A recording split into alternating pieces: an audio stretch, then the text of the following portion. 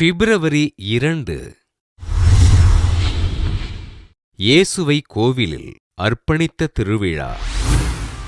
தாய் திருச்சபை ஆண்டவர் இயேசு ஆலயத்தில் காணிக்கையாக அர்ப்பணிக்கப்பட்ட திருவிழாவினை பெருமகிழ்ச்சியோடு கொண்டாடுகிறது. மோசேயின் சட்டப்படி ஆண் தலைப்பேறு அனைத்தும் ஆண்டவருக்கு அர்ப்பணிக்கப்பட மரியன்னையும் யோசேப்பும் குழந்தை இயேசுவை இறைவனுக்கு அர்ப்பணிக்க எருசலேம் ஆலயம் கொண்டு சென்றார்கள். புனித மரியன்னையும் புனித யோசேப்பும் குழந்தை இயேசுவை எருசலேம் ஆலயத்தில் காணிக்கையாக அர்ப்பணிக்க எருசலேமில் வாழ்ந்தவரும் தூய ஆவியினை பெற்றவருமான சிமியோன் தூய ஆவியாரின் உணர்த்துதலால் ஆலயத்திற்கு வருகை தந்தார். குழந்தை இயேசுவை கரங்களில் ஏந்திய சிமியோன் இறைவனை போற்றி, ஆண்டவரே, உமது மீட்பை எனது கண்கள் கண்டு கொண்டன. இம்மீட்பே பிற இனத்தாருக்கு வெளிப்பாடு அருளும் ஒளி.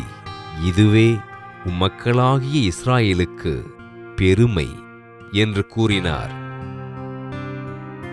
எருசலேம் ஆலயத்தில் அல்லும் பகலும் நோன்பிருந்து திருப்பணிகளை செய்த 84 வயது நிறைந்த இறைவாக்கினர் அன்னாவும் இயேசுவை அர்ப்பணிக்கப்பட்ட நிகழ்வில் பங்கு கொண்டு எருசலேமின் மீட்புக்காக காத்திருந்த எல்லோரிடமும் இயேசுவை பற்றி பேசினார்.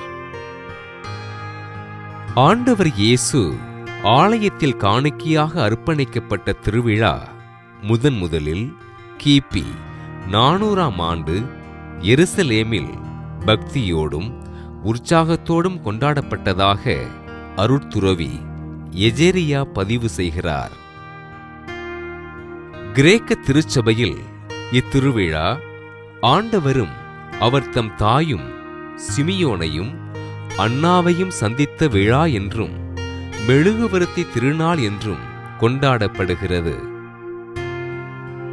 கிபி 526ஆம் ஆண்டு கிழக்கு ஐரோப்பிய நாடுகளிலும் கான்ஸ்டாண்டினோபில் நகரிலும் பரவியிருந்த பிளேக் நோய் அடியோடு நீங்கியதற்கு நன்றியறிதலாக பேரரசர் 1ஆம் ஜஸ்டினியனால் இத்திருவிழா கொண்டாடப்பட்டதாக திருச்சபையின் வரலாறு பதிவு செய்கிறது.